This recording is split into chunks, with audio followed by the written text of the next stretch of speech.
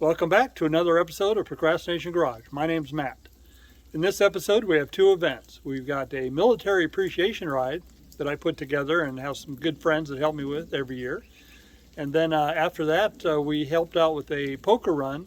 We were one of the checkpoints. So that's included in this video. And then at the end of the video we actually get into some projects. I'm working inside my old beat up pickup camper, and I'm also working on one of the snowmobiles. So stay tuned. It's Tuesday afternoon. As you can see, it snowed a little bit last night. It's been melting all day. We had about an inch. Ground was completely covered. As you can see, it's already melting off. Good thing, because I don't want to have to plow. It's too late in the season for that. So what do we got going on this week? Well, on Thursday, I'm hosting a military appreciation ride. We've been doing it now for over 10 years.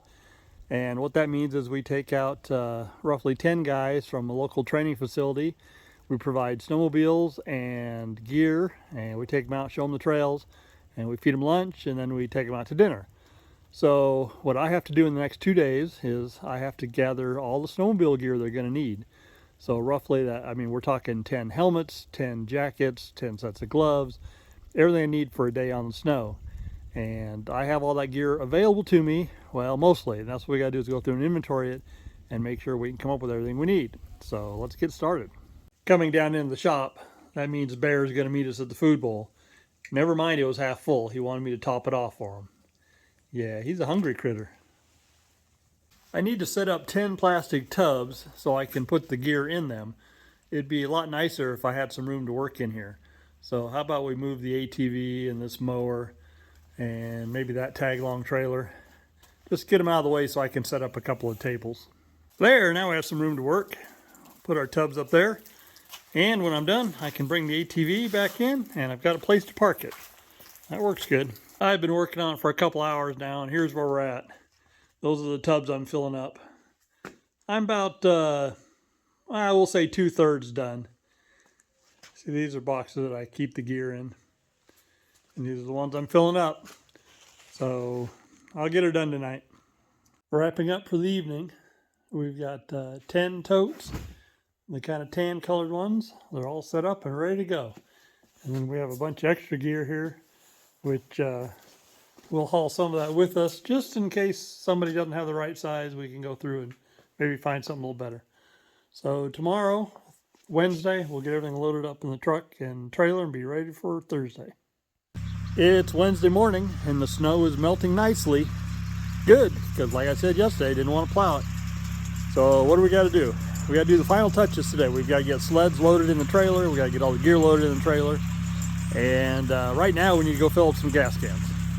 Headed to the gas station and we've got company. Hi, Skeeter.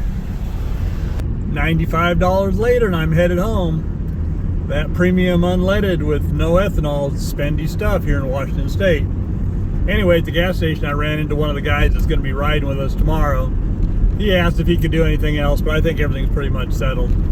He was kind enough to point out that I've got a low right rear tire on this old van. I gotta wonder, is it the plug that I put in back when I swapped the stud of tires on? I'd like to say no, it's not, but it could very well be. It doesn't matter, I'm just gonna air it up, get us through the rest of the stud tire season. We only got a month to go. Let the fun begin. What needs to happen? Well, the snowmobile on the left, the black one, that needs to stay in there.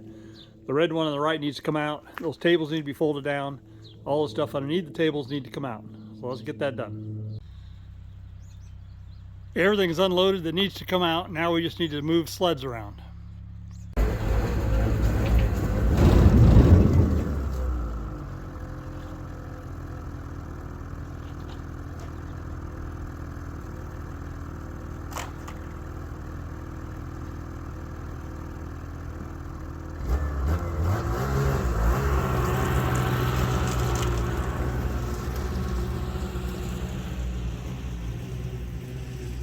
Let's try packaging things a little different. I'm going to move my sled over to the other side.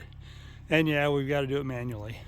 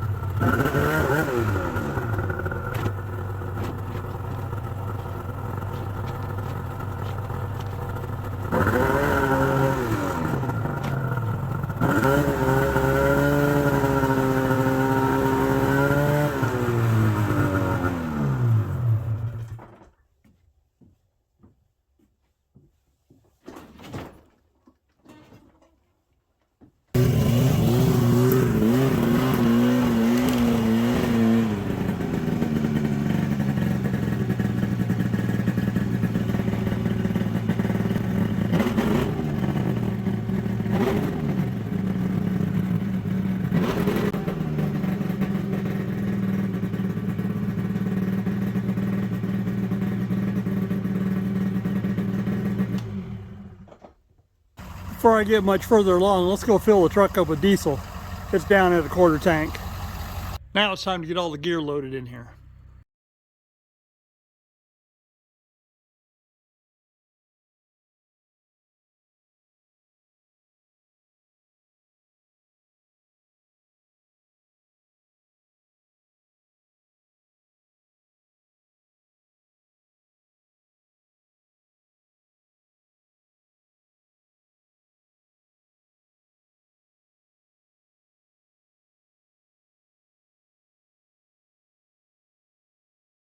So what do you think? These tan tubs, these are the ones I prepared for each individual person that's going on a ride. And these additional tubs, that's extra clothing. See, I've got it packed in all around there. That way, in case something doesn't fit, we've got a chance of finding them something that does. And everything's packed in such a way that the snowmobiles will be able to come out. I'll just have to move the tan tubs. That won't be a big deal. And then these other tubs will stay put. When we come back from the ride, we'll probably have to unload a few of these tubs. We can toss them in the back of my truck for a few minutes while we get the sleds loaded, and we can put them back in here. This way everything stays secure, and hopefully nobody will break in and steal anything. The Chinook Pass Snowmobile Club will be serving lunch and bottled water when we get up to the warming hut around 12:30. But in the meantime, we're going to want some water along just in case. So there's 12 water bottles here. I'm going to put these in one of the snowmobiles. All filled up with water. Last touch, toss in a few folding chairs. That way when they're getting dressed and putting their boots on, they've got a place to sit. Since the trailer is loaded down pretty good, how about we put a little bit of air in the air shocks, bring them up to like 20 pounds or so. That's it, ready to go. I put 40 pounds in the air shocks. I checked all the tires on the trucks, and I had one that was a little low. That's probably why my light had come on. And then I even did the little van up there that had the low tire from this morning. So we are ready for tomorrow. Bring it on. It's Thursday morning and I'm excited. Today is the annual Military Appreciation Ride sponsored by the Washington State Snowmobile Association. I've been involved with this event since it started about 12 years ago. So when I went to bed last night, I was pretty excited. All the bases were covered. And this morning I received a text message from one of the guys who was really sick and saying he wasn't going to be able to participate today. And the problem with that is he's one of the guys that's loaning 2 snowmobiles for this adventure. So I had to do some scrambling, but I've got good friends and one of them stepped up and is going to haul his sleds up for me. So we are on track. So let's go.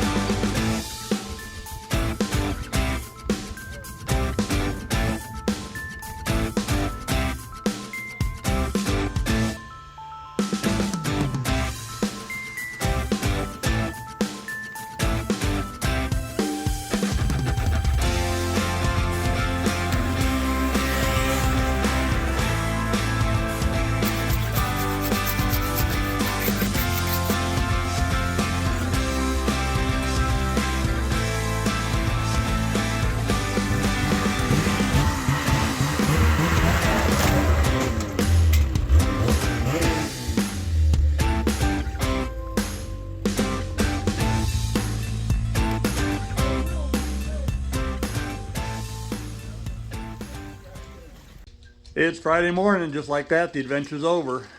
So those tubs there at the back, they need to come out and all the gear in them needs to be brought in the house and aired out and dried out before we can put it away. Yesterday's ride was a lot of fun, but it wasn't without a little bit of misadventure. I'll get into that later. We've got to get this trailer unloaded, we'll get my other trailer loaded because we've got a new adventure tomorrow. All the tubs have been removed and all the clothes is laid out inside the house, and this is the time of year my wife hates because they're usually there for a week, drying out, airing out, but you do what you got to do. So now we need to get the tubs up front unloaded and the sleds. I've got the trailer backed up to the shop door, and the idea is that we'll be able to just drag the orange one, which is broken, right down into that spot right there. We just need to put the ski skins on it. It should slide. And once we get down here, we can put a set of wheels underneath it and it'll roll right in. So we hope. Thinking about it, maybe I can just put a set of wheels under it right now. That'd make it even easier to roll.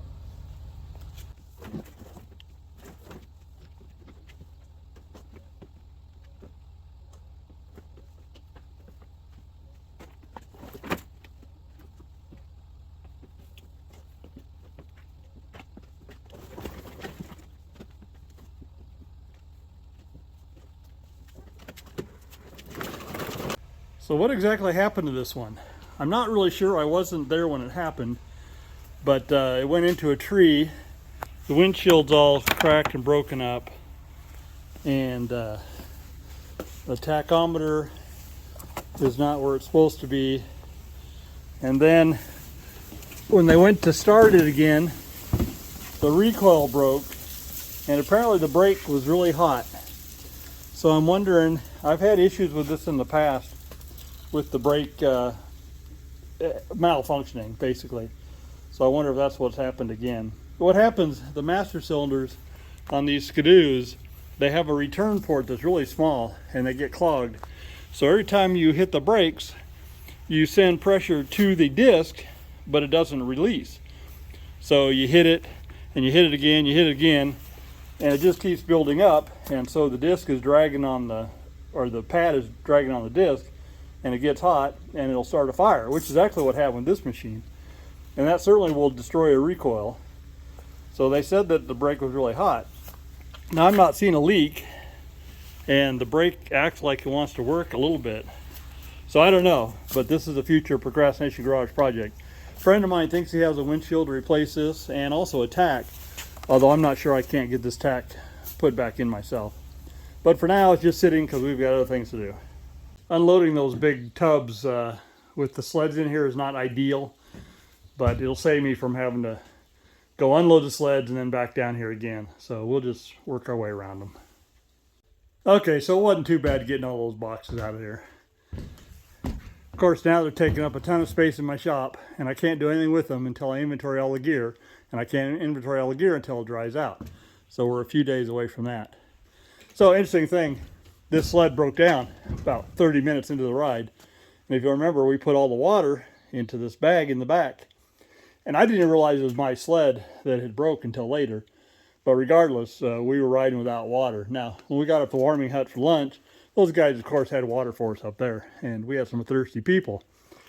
If I had known, I could have swapped this bag over onto that other sled. But not only did I not think about it, again, I didn't even know it was my sled that broke. And it is what it is.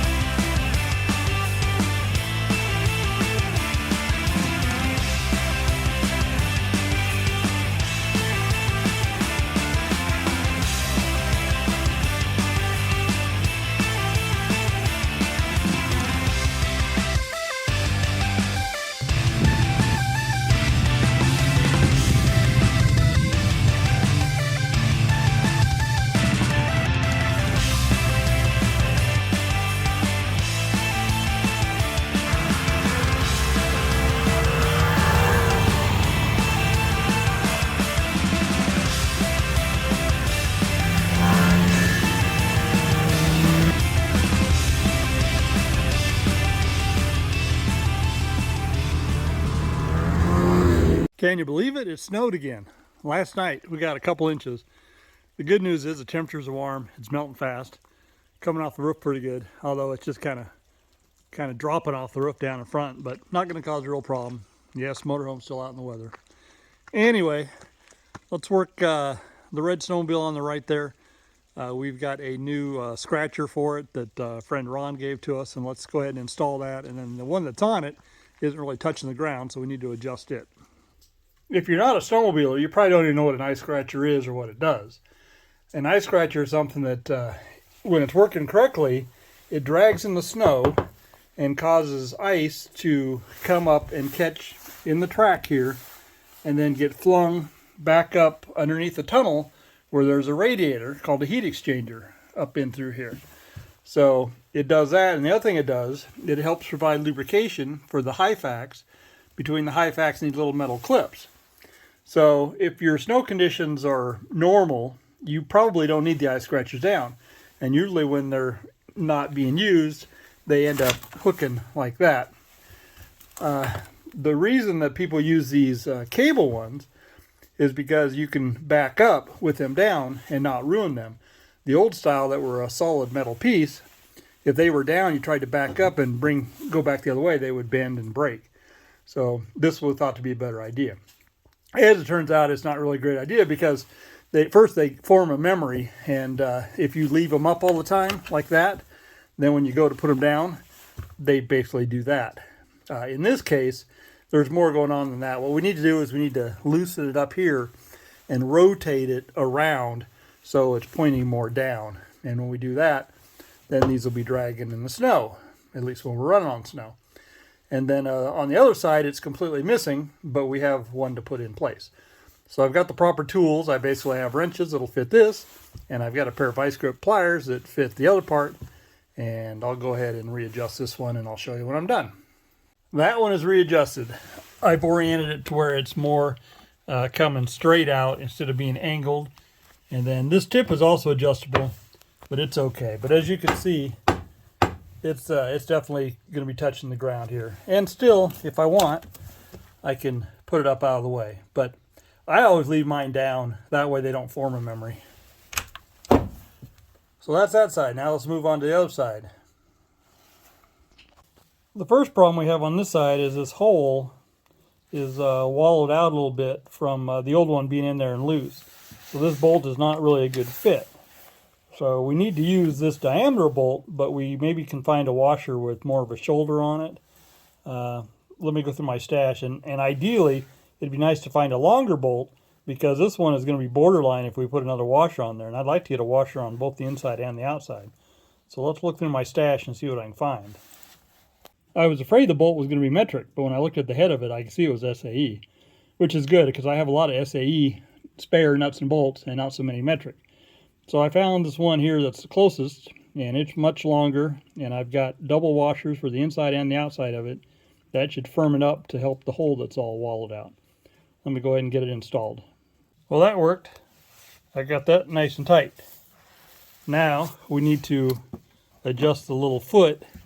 Now the idea is it needs to be pointing down like that. And it's got an adjuster on here, so we'll get that tightened up.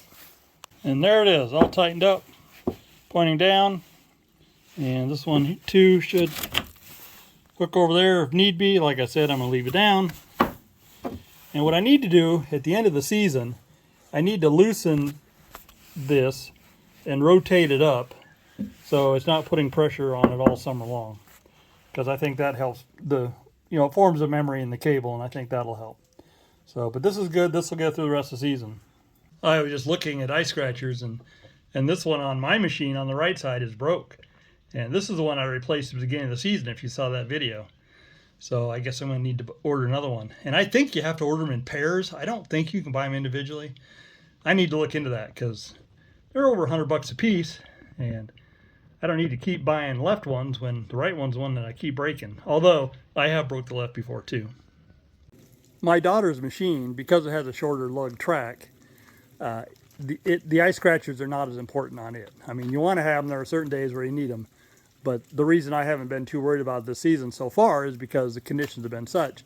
And as long as my machine's not overheating, I'm not concerned about hers overheating. Mine does overheat more. But we're coming into the time of the season where we're not going to have the cold temperatures, we're not going to have the frozen trails. And that really is what the problem is. You're better off on almost a day like today where things are melting, where you get good traction and you can throw a lot of snow up inside the tunnel and for lubrication. So it's not going to be critical from this point forward. But again, you like to keep your equipment in good working order. At least I say I do. So an interesting thing this past weekend, we used the lights in the trailer a little bit, and that very front one stopped working for no reason and then started working for no reason. And I truly don't believe it's got anything to do with my wiring job. I'm guessing it's probably, if anything, a defective light. Why it could, I don't know. In theory, I have 3 extra, but I kind of had plans for them. How about we install those last 3 lights in the old beat-up camper? As I recall, it has 3 overhead lights in it, and they are definitely due for an upgrade.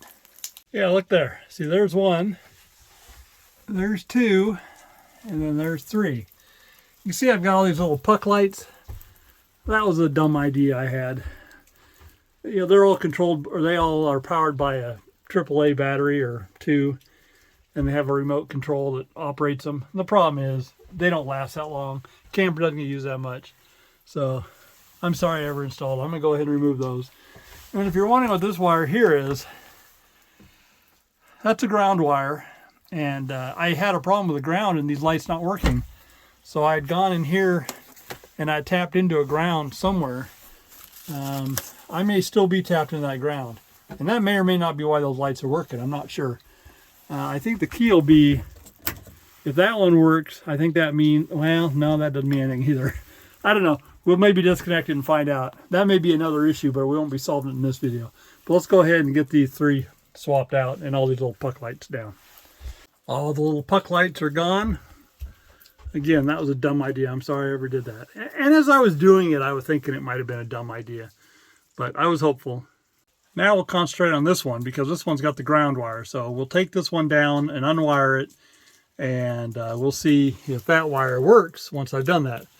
If so, then we know we don't have a ground problem. And if it doesn't, then we know we've still got a ground issue to deal with. Well, here's what we're learning. This wire is actually a positive wire, even though it's black in color. And I know it was a last minute thing. I needed the camper and I realized I had no power. So I came in here and I've got some wires running somewhere back in there and I tapped into a power wire. I thought I tapped into a ground. But after blowing the fuse down there, I realized that it's power wire. So I'm going to go ahead and wire it in right here, which will wire into here, and that'll give me my power back. And then I'll go ahead and take care of those grounds, and that'll get me up and running. And then we need to figure out why I'm having to use this power wire. And once I figure out where the real problem is, I will just come in here and I will snip it where it's connected here, and everything will be good. But for now, we're just going to wire it the way it was when I came in here today. All right, I'm really struggling here. I got this light working. This light here, I actually had hooked up over here and it didn't work. And I'm like, what the? So what I determined was that I was wrong, that the problem over here is the ground, because this red wire is the ground and the white wire is a positive. I don't know why. And I didn't figure it out till I got over here and put my meter on it. The one clue was the white wire is a bigger diameter, and sometimes you'll have a bigger diameter for a positive than you will for a negative. At least in house wiring, it can work that way. So I don't know. This old camper, I mean, it was from the 60s, and I guess whoever wired it, they just didn't really care. Or maybe the norms were different back then, but red has never been a negative. Has it? I don't know. Anyway, now that I got this one working, I'll have no problem getting this one working. Same situation though. At some point I need to figure out why I'm needing this extra ground wire, and I will figure it out one day. The ground wire makes it more difficult because who knows where that ground wire terminates. The positive pretty much has to come back to the battery, but the negative, it can ground to the frame or the outside metal on the camper somewhere. So we'll see, but let's go ahead and get this light installed. Well, we still have to get this one screwed up to the ceiling too. I just made another discovery that because I use these crimp connectors here, there's no way I can fold all this up to fit. It kind of needs to fit in this pocket right here. And that might explain why the original was done up with your regular twist connectors like you'd find in a house. So I guess I'm going to go ahead and do that as well. I don't like those connectors because they're not as positive. They can come undone. It's an old beat up camper, I guess. The other ones have held how many years? I guess it doesn't really matter. So I'm going to change those out. Finally, one lamp fully installed and working. Now let's get back to this one. She's a bit hillbilly with the ground wire running over there, but at least she's working. Got one more to do. As I'm pulling this one apart and seeing a bunch of rust, this could be where the ground problem is. Let's hope. I'd say no such luck. The wiring on the inside looks good. Oh well. Done deal. Got the front one over the bed. The one over the dinette with the hillbilly ground wire. And the one in the kitchen area. This project's almost done, except for cleaning up the mess, and I'll do that in a minute. We're going to call it clean-ish. You can see I've got some little wire pieces there. It is what it is. Here's the deal. This whole place needs a good vacuuming out. Not going to happen today. All the lights are working. I've got them all shut off except this one. That one's off. So that's it. We're done and out of here. That's going to wrap up this week's Procrastination Garage. Hope you guys enjoyed the video. If you did, hit the like button. Please subscribe. Please tell all your friends. And down in the comments, tell me what projects you're working on or what projects you're procrastinating about. Remember, the number one goal of Procrastination Garage is to get me out working on stuff, whether it's in the shop, out in the yard, or just playing up in the mountains. Just so I'm not sitting around watching YouTube and TikTok all the time, which I'm inclined to do. So remember, this is Procrastination Garage. My name's Matt, and we'll see you next week.